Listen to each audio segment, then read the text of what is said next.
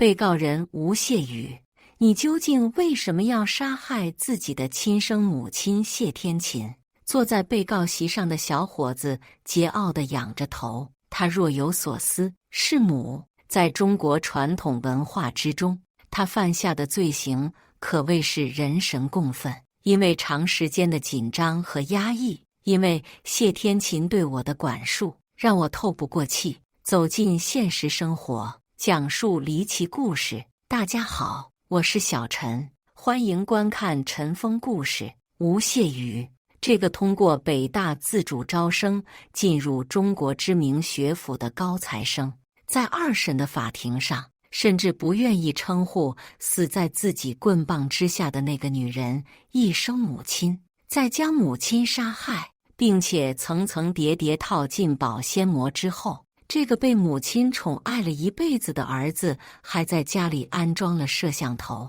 打开了空调，在整个房间撒满除臭的活性炭。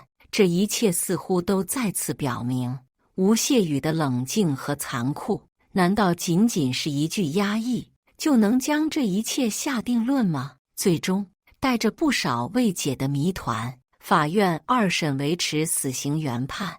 2024年1月31日，吴谢宇被送上死刑注射床，结束了短暂的一生。据行刑的民警说，吴谢宇在第3针剧毒药物注射进体内之后，罕见地抽搐了一下。他神情恍惚，口中念念有词，像是念着某种经文，10几秒钟之后才渐渐停止呼吸。根据注射死刑相关规定，在最后一针剧毒药注射之前，会先注射镇静剂，也就是说，这毫无来由的抽搐和念经显得离奇和诡异。小雨从小到大都是极其优秀的孩子，虽说母亲对他的确管束严格，但绝到不了将他逼到对母亲下毒手的地步。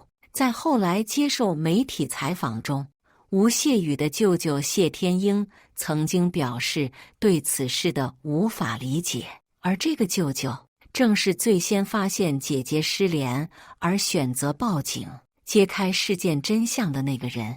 2015年，吴谢宇提前购买了工具，将刚刚进门低头换鞋的母亲残忍杀害，接着将尸体留在了房间里。随后，他用母亲的口吻向亲戚朋友群发消息，称儿子吴谢宇即将远赴美国留学，自己需要陪读，向大家借钱。当时，谢天英毫不犹豫地往姐姐银行卡里打了80万元。再加上其他亲戚凑的钱，一共144万。这笔钱为吴谢宇的逃亡路提供了有力的资金支持。在逃亡路上，他当过男模，做过辅导老师，甚至差一点和一个小姐结了婚。上门提亲使用的正是这144万元。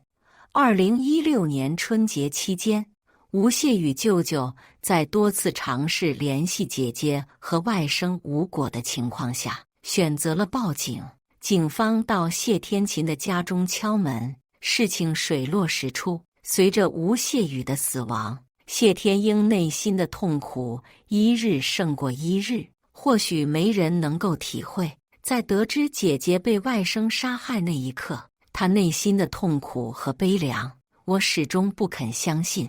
我觉得小雨不会做出这样的事，但是人都死了，答案能去哪里找呢？由于旷日持久的悲伤，谢天英情绪低落。为寻求慰藉，他想用那些时间无法解释的灵异现象为自己的心灵疗伤。听说泰国有一位通灵大师，你要不要去找他？也许他能为你答疑解惑。谢天英的一个朋友提出建议，他眼睛立刻就亮了。真的有能和逝者对话的人吗？那无论花多少钱，我都要试试。很快，通过朋友的介绍，谢天英来到泰国清莱。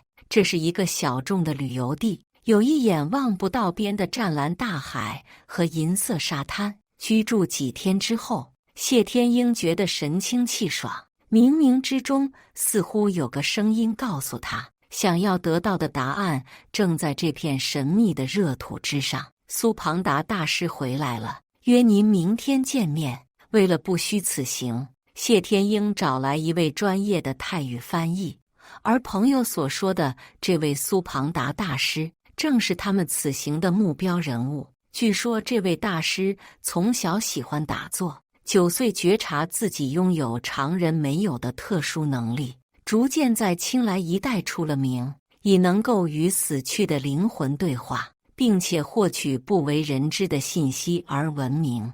就连泰国皇室都曾专程秘密前来向他请教呢，足可见大师的威力。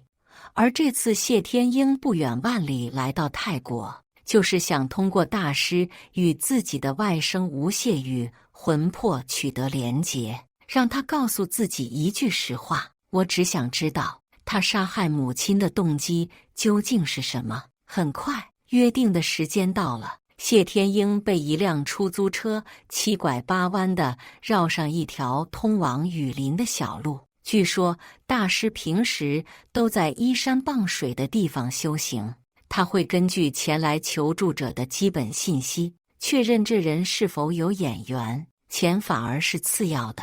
大师一听说你的故事，立马就同意了，还说这样的孩子只无谢宇，需要找个及时他才能出来。车辆颠簸中，夜幕降临，谢天英来到一处被巨大的树木遮天蔽日的树林中，地上的油灯像是指引他到来。等来到一处山洞内，大师正在等他。大师浑身上下尽是黑色的点状纹身，看上去阴森恐怖。谢天英双手合十，行了个礼：你的事情我听说了，这个孩子的确不一般，记住你只能问他3个问题，并且时间控制在10分钟之内，否则你我都有危险。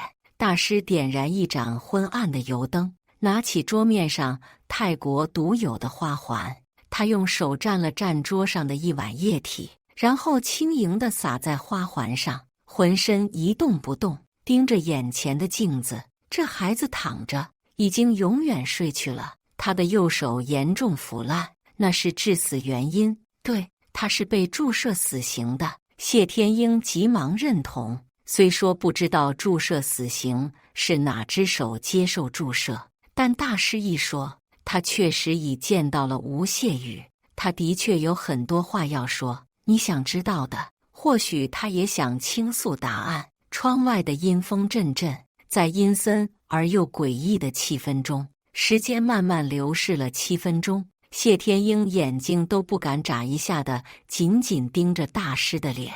突然，大师的脸在灰暗烛光的照耀下变得狰狞起来。得知吴谢宇是母真相的大师张大了嘴巴，浑身颤抖地说道：太可怕了。他说，或许没人相信，但杀害母亲并非他的本意。并非本意，那是什么意思？并非本意4个字让谢天英原地弹跳了起来。毕竟这个想法曾经出现在他心里无数次，也是压制着他夜不能寐的心魔。他被人利用了，是不是？或者说，是有人指使他这样做的？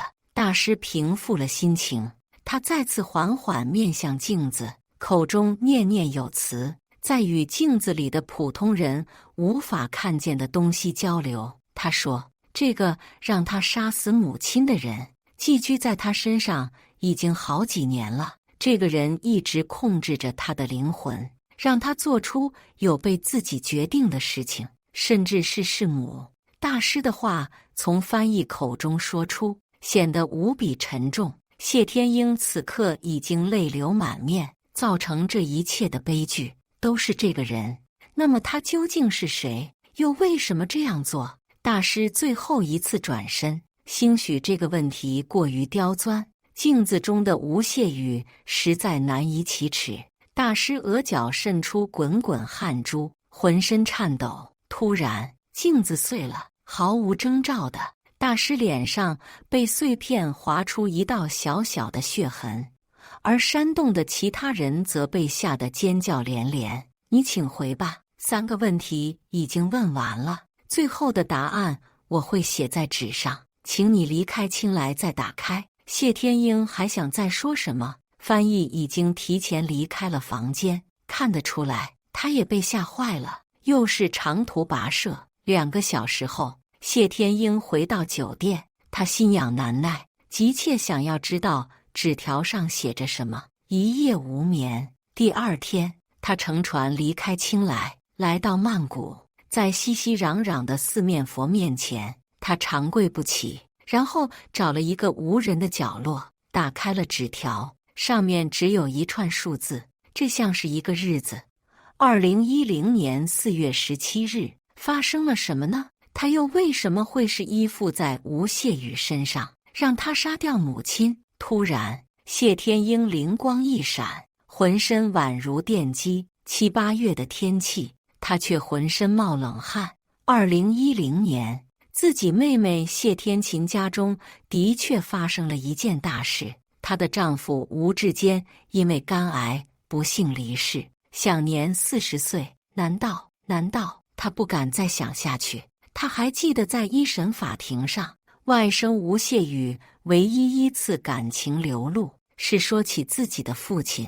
他是我和母亲紧张亲子关系的协调人，是整个家庭的粘合剂。我很想他。母亲也多次说过，想要跟着父亲一起去。她想念丈夫，想念当初一家3口的温暖。当初听到这样的辩白，只觉得是吴谢宇在找借口。或许他觉得父亲早逝是他的挡箭牌，或者说是他为自己杀人找到的一个心安的理由。那么来看，自从父亲死后，吴谢宇的确像是变了一个人。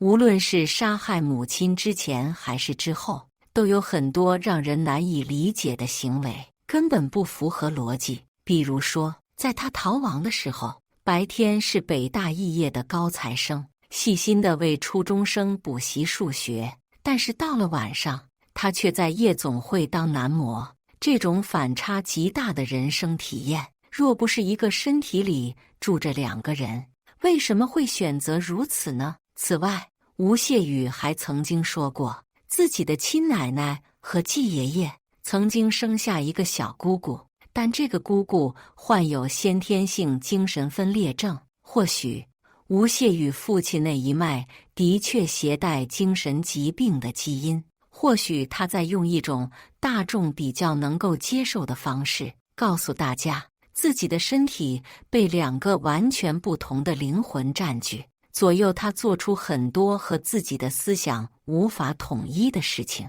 这里面就包含了杀害母亲。最终，吴谢宇和父亲吴志坚的魂魄或许随着死刑的执行，从同一个躯体中消散开来，走向的是完全不同的结局。得知真相的谢天英在异国街头痛哭不已，明晃晃的日头照在脸上，让他睁不开眼睛。世界上只有2种东西不能直视，一种是太阳，一种是人心。这件事，谢天英并不能和任何人说明，这只能成为一个秘密，永远藏在心中。他回国之后，跑到自己姐姐和姐夫的合葬墓前，哭了很久。或许心中的巨石放下了，又或许是披上了更重的枷锁。值得一提的是，随着吴谢宇的死刑，那144万元成了一笔永远讨不回的旧债。